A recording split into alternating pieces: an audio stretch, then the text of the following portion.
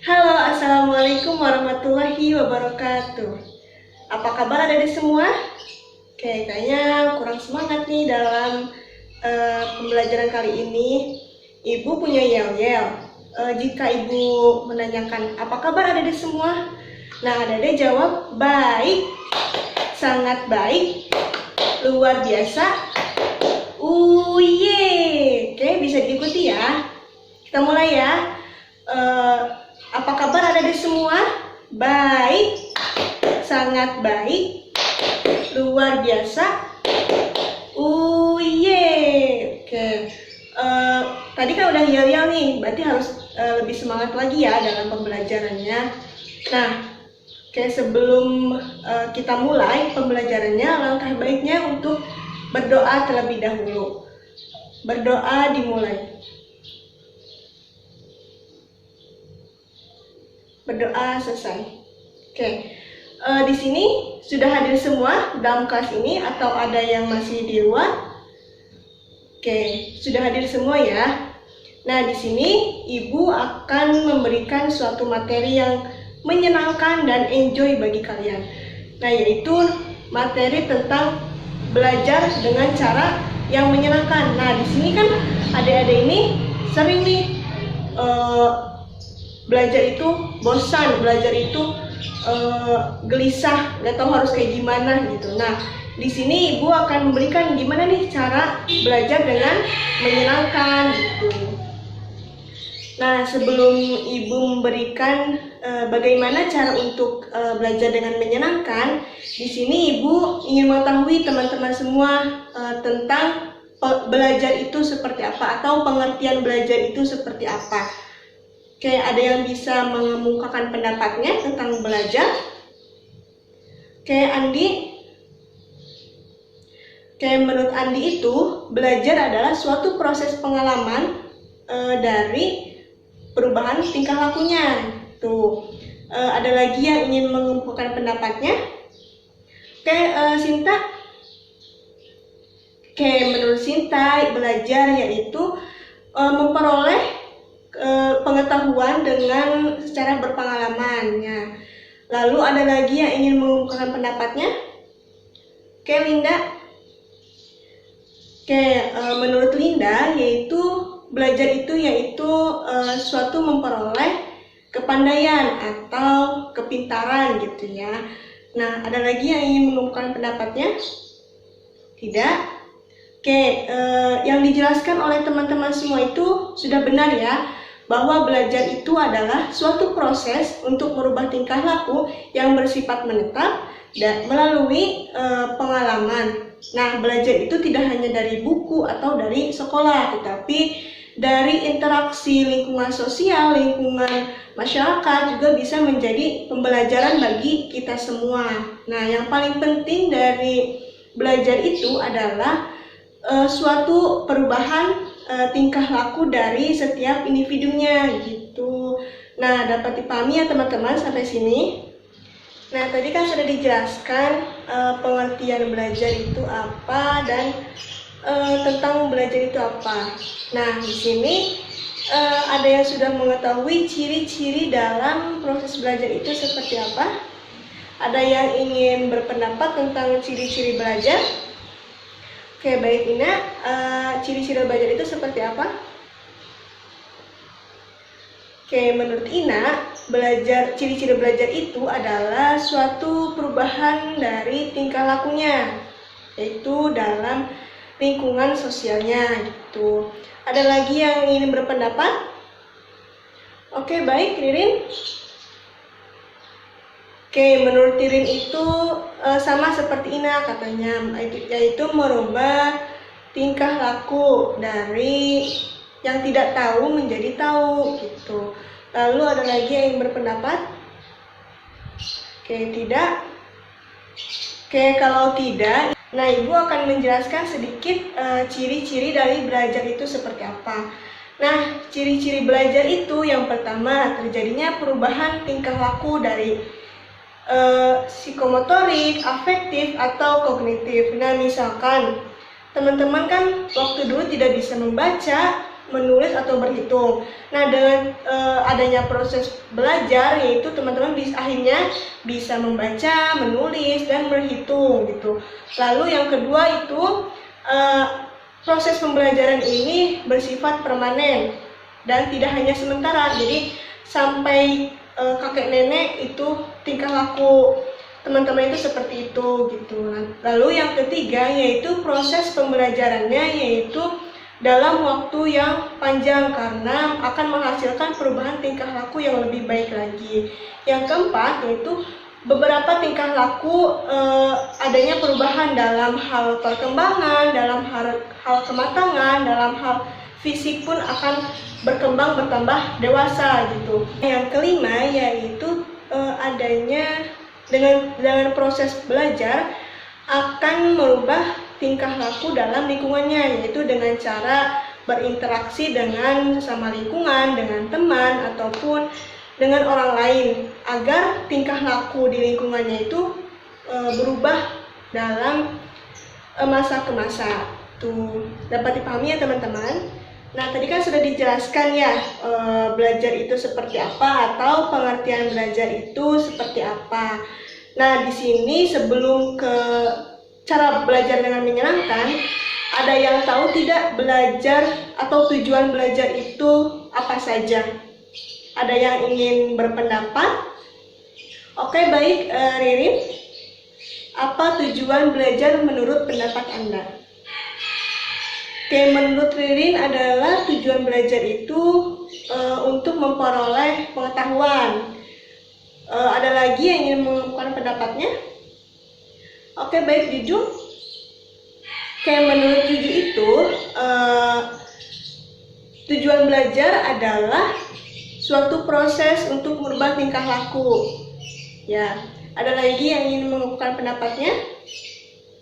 Oke, tidak. Kalau tidak, Ibu akan menjelaskan sedikit tujuan dari belajar itu seperti apa. Nah, di sini ada tujuan dari belajar, yaitu yang pertama untuk mendapatkan pengetahuan benar. Tadi udah dijelaskan bahwa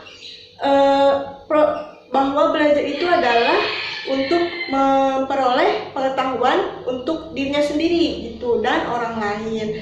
Lalu yang kedua yaitu penanaman konsep dan keterampilan, yaitu di mana di sini belajar itu untuk menanamkan bakat, menanamkan minat dari suatu individu. Lalu yang ketiga ada pembentukan sikap. Tadi udah ya diberitahukan bahwa untuk merubah tingkah laku, yaitu pembentukan sikapnya itu seperti apa sih? Nah, di sini pembentukan sikapnya itu seperti misalkan yang tadinya tidak tahu menjadi tahu, yang tadinya bodoh menjadi pintar.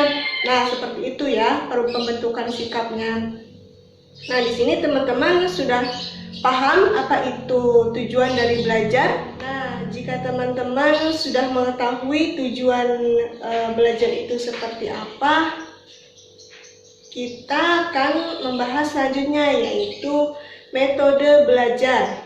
Nah, di sini teman-teman sudah mengetahui metode belajar teman-teman dengan cara menyenangkan itu seperti apa? Oke, ada yang ingin berpendapat tentang metode belajar itu apa? Oke, teman-teman sebelumnya sudah mengetahui metode belajar itu apa? Oke, jika tidak, Ibu jelaskan terlebih dahulu, nanti teman-teman mengungkapkan pendapatnya metode belajar tentang teman-teman semua ya. Nah, metode belajar adalah cara belajar yang tepat untuk menghasilkan pembelajaran atau belajar dengan menyenangkan. Yaitu misalkan teman-teman metode belajarnya itu sambil mendengarkan musik gitu ya, biar lebih enak. Nah, teman-teman dengan mendengarkan musik itu, teman-teman bisa lebih semangat lagi untuk belajar dan akan menghasilkan prestasi yang bagus gitu. Itu contoh dalam metode pembelajaran ya. Teman-teman ada yang mengungkapkan pendapatnya dengan metode teman-teman ini dalam pembelajaran ini? Oke, menurut pendapat Fahri yaitu metode pembelajaran Fahri itu itu sambil main game gitu ya. Nah, boleh sambil main game tapi ada waktunya, misalkan belajarnya 40 menit dan main gamenya 10 menit. Jadi ada batas waktunya untuk bermain game dan belajar gitu. Lalu ada lagi yang ingin mengungkap pendapatnya tentang metode pembelajaran kalian itu seperti apa. Kayak menurut Laki, metode pembelajarannya itu menggunakan seperti apa? Oke, baik, menurut Laki, dia metode pembelajarannya itu dengan adanya contoh atau gerakan-gerakan untuk lebih menangkap materi dalam belajarnya, misalkan dalam olahraga gitu ya. Nah, olahraga kan menggunakan gerak-gerak nih. Nah, Laki ini dapat mudah menangkapnya dalam proses pembelajaran olahraga ini karena ada contoh atau gerak-gerak dalam proses pembelajarannya. Tuh, ada lagi yang ingin mengungkapkan pendapatnya. Kayak menurut Ica, yaitu dia menggunakan metode belajar dengan cara menulis. Jadi dia kalau misalkan guru dengan cara menerangkan, dia lebih baik dicatat daripada mendengarkan. Jadi jika Ica mencatat, dia lebih mudah mengingat dan mudah dipahami dengan secara langsung gitu, daripada mendengarkan saja gitu. Ada lagi yang ingin mengungkapkan pendapatnya? Oke, tidak. Kalau tidak, tadi sudah mengerti ya metode belajar kalian itu seperti apa. Nah, kalian harus mengetahui metode belajar masing-masing dengan cara masing-masing. Nah, kami itu, misalkan kamu metode pembelajarannya dengan seperti apa sih? Kok aku lebih senang dengan mendengarkan musik, kok aku lebih senang dengan membaca, dengan menulis, atau mendengarkan saja. Tuh, ada yang sudah dipahami ya teman-teman. Nah, selanjutnya yaitu tips belajar dengan menyenangkan agar tidak membosankan gitu. Nah, Ibu ada satu video yaitu tips untuk belajar dengan menyenangkan dan tidak membosankan. Tolong simak baik-baik ya teman-teman, dan tidak ada yang ngobrol. Jadi harus dipahami dengan teliti dan benar. Oke, simak baik-baik. Halo semuanya. Oke, jadi sesuai request beberapa orang untuk bikin video tentang tips belajar supaya nggak bosen. Jadi kali ini aku mau kasih tips belajar supaya nggak bosen versi aku. Nah, sebelum kita masuk ke tipsnya, kita harus tahu dulu nih, kenapa sih orang itu bisa bosen? Kenapa sih kita pas lagi belajar itu bisa bosen? Oke, kita search dulu di Google, kenapa orang bisa bosen? Kenapa orang bosan?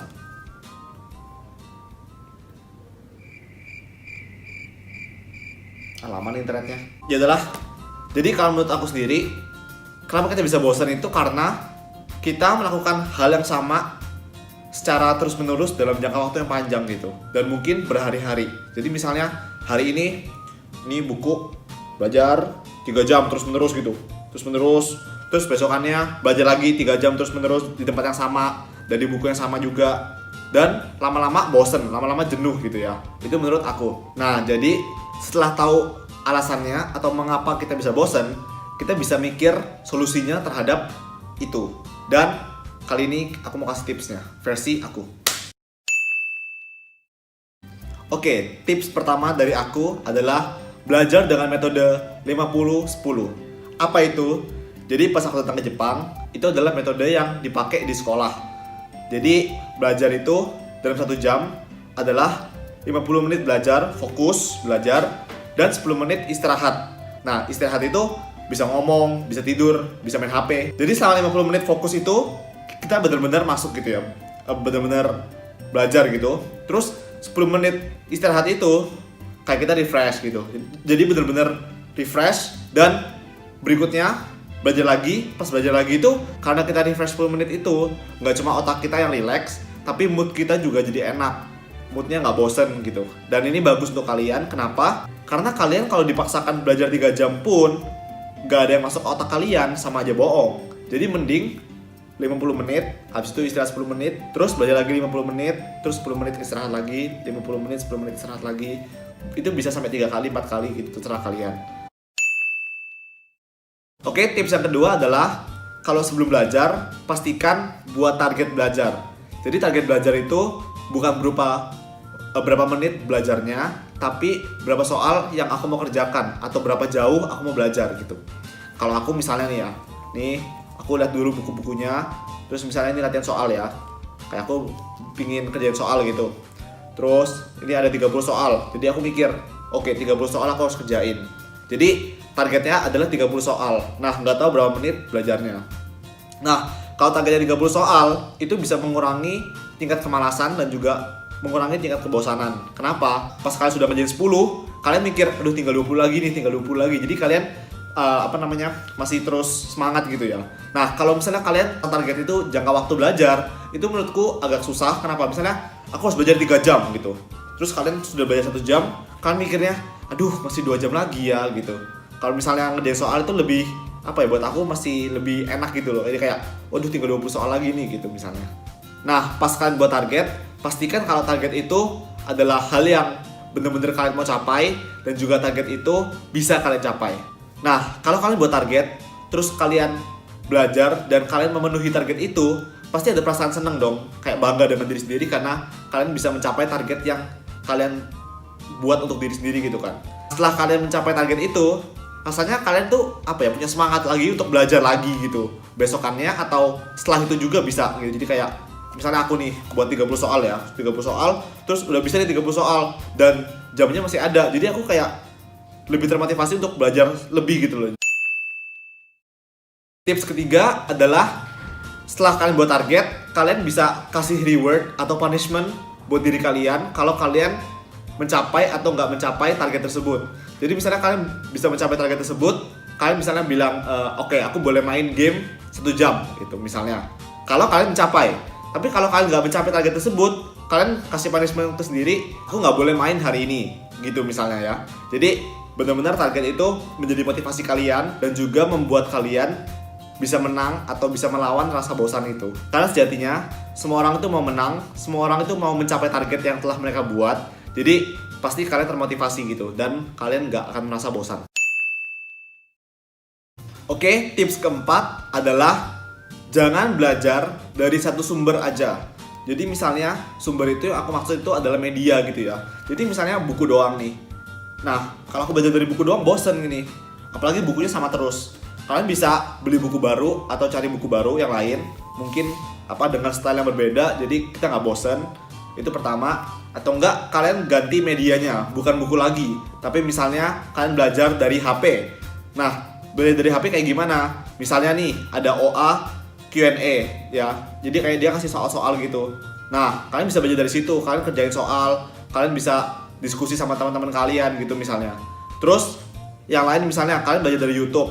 Kalau aku sendiri aku suka belajar dari YouTube gitu ya. Jadi aku search materinya dari YouTube, terus aku belajar dari situ. Nah, dengan mengganti media yang baru, kalian akan belajar lebih menyenangkan dan juga nggak bosen. Karena kalau kalian mikir, aduh harus dari buku lagi gitu, itu akan membosankan dan kalian nggak akan niat belajar.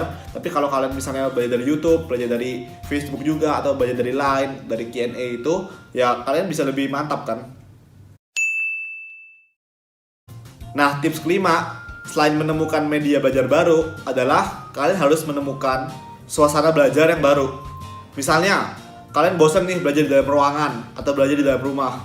Kalau aku dulu ya pas belajar itu, aku sering bawa bukuku ke mall. Jadi kalau sama papa mama, kakak gitu lagi ke mall jalan-jalan, aku bawa buku, terus aku belajar di mobil gitu, Terus pas di mallnya kayak sudah jalan-jalan gitu, misalnya mama lagi belanja atau papa lagi pergi kemana gitu, aku ke kafe gitu. Jadi aku ke kafe, aku belajar gitu. Jadi suasananya beda, mood kita juga jadi beda gitu dan belajarnya jadi lebih enak gitu. Jadi kayak terasa nggak belajar gitu loh. Maksudnya bener-bener suasananya baru, jadi bener-bener nggak bosan sama sekali gitu. Oke, berikutnya tips ke-6 adalah cari komunitas belajar. Nah, kalau kita belajar sendirian doang, kadang-kadang kan kita bosen nih ya, cuma kayak ngerjain soal, nggak bisa ngomong, nggak bisa dengar orang lain ngomong gitu ya. Jadi kayak apa ya, kayak bosen gitu kan. Nah, dengan kalian ikut komunitas belajar, nggak harus les ya. Jadi kayak misalnya kalian belajar sama teman-teman kalian bareng-bareng gitu ya, bisa lebih senang dalam belajar. Tapi ingat, kalau kalian belajar sama teman kalian, kalian harus fokus belajar juga. Maksudnya jangan jadi fokus ngomong sama teman gitu. Nah, biasanya kalau aku juga di sini aku cari komunitas belajar dan itu membuat aku termotivasi. Kenapa? Karena pas aku belajar nih ya, terus kayak temanku itu masih belajar, aku pengen berhenti, itu rasanya nggak enak gitu. Kayak dia masih belajar, kok aku udah berhenti ya, nggak enak. Jadi aku terus lanjutin gitu. Jadi benar-benar grup belajar itu bisa memotivasi kalian dan juga bisa membuat kalian nggak bosan dalam belajar. Oke, jadi tips ketujuh, tips terakhir yang nggak kalah penting dari semuanya adalah berdoa sebelum belajar. Kenapa? Karena dengan kita berdoa sebelum belajar, kita memohon pada Tuhan supaya kita bisa belajar dengan baik, belajar supaya nggak bosen, dan belajar dengan efektif. Oke, jadi sekian tips dari aku. Kalau kalian punya tips versi kalian bisa komen di bawah. Siapa tahu itu berguna buat orang yang nonton video ini dan membaca komen kalian. Sampai jumpa di video berikutnya. Bye-bye. Nah, tadi kan sudah menonton ya video yang tadi, bahwa ada 7 tips agar belajar itu tidak membosankan. Nah, di sini gua akan tambahkan lagi, ada lagi nih tips untuk belajar itu tidak membosankan atau lebih menyenangkan dan enjoy. Nah, yaitu santai dalam beraktivitas belajar. Artinya, jika teman-teman sedang belajar atau mulai proses belajar itu santai aja, relax, jadi tidak ada beban apapun gitu. Misalkan teman-teman lagi belajar untuk matematika, nah teman-teman kalau lagi belajar matematika ya relax, santai gitu. Jadi ada bagiannya, ada misalkan tadi sudah dijelaskan di video bahwa dibagi waktu, yaitu belajar dengan main game atau santai, atau dengan makan, dengan menonton video atau film. Nah, itu juga bisa dilakukan oleh teman-teman untuk lebih menyenangkan dalam proses pembelajarannya. Nah, lalu yang kedua itu teman-teman jika belajar itu tidak melupakan refreshing. Nah, di dalam belajar itu harus ada refreshing. Kenapa? Karena kalau tidak ada refreshing kan bisa mumet ya pikiran kita. Nah, dengan adanya refreshing atau bermain game atau yang lainnya, pikiran kita akan lebih fresh kembali untuk memikirkan belajar gitu, menghitung ataupun dalam mengerjakan soalnya gitu.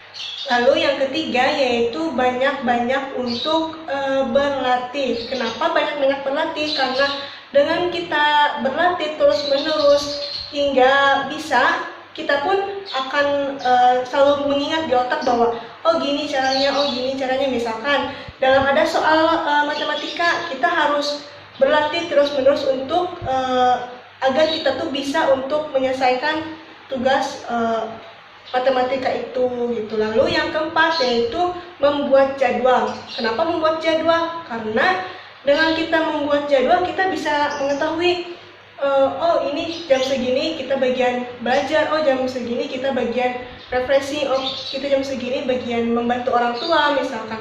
Nah, itu bisa juga untuk lebih menyenangkan kita untuk belajar, jadi tidak ada memposting belajar dalam waktu-waktu yang lama gitu. Nah, teman-teman sudah dipahami ya tips belajar dengan menyenangkan dan tidak membosankan. Nah, di sini Ibu mempunyai learning instrument, di mana learning instrument ini akan memberikan evaluasi terhadap Ibu. Misalkan dalam evaluasi pembelajarannya teman-teman bisa dipahami atau tidak gitu. Nah, di sini ada nama, kelas, dan tanggal pengisian. Nah, di sini biodata teman-teman harus wajib diisi dan tidak boleh dikosongkan ya teman-teman. Lalu ada soal nih, ada 3 soal. Yang pertama yaitu bagaimana cara Anda untuk belajar dengan menyenangkan. Nah, menurut pendapat teman-teman seperti apa nih menyenangkan, cara belajar menyenangkan itu seperti apa gitu. Lalu yang kedua yaitu apa tujuan dari belajar. Nah, teman-teman kan tadi sudah dijelaskan ya tujuan dari belajar itu seperti apa. Lalu yang ketiga, apa yang dimaksud dengan belajar. Tadi kan sudah dijelaskan belajar itu apa dan pengertian belajar itu apa. Kayak di bawahnya itu ada tanda tangan teman-teman.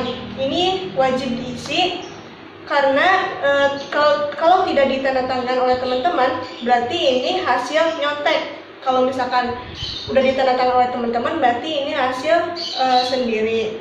Nah, di sini learning instrument ini wajib dikumpulkan ini sebagai hasil evaluasi untuk atau pemberian bantuan untuk layanan bimbingan konseling.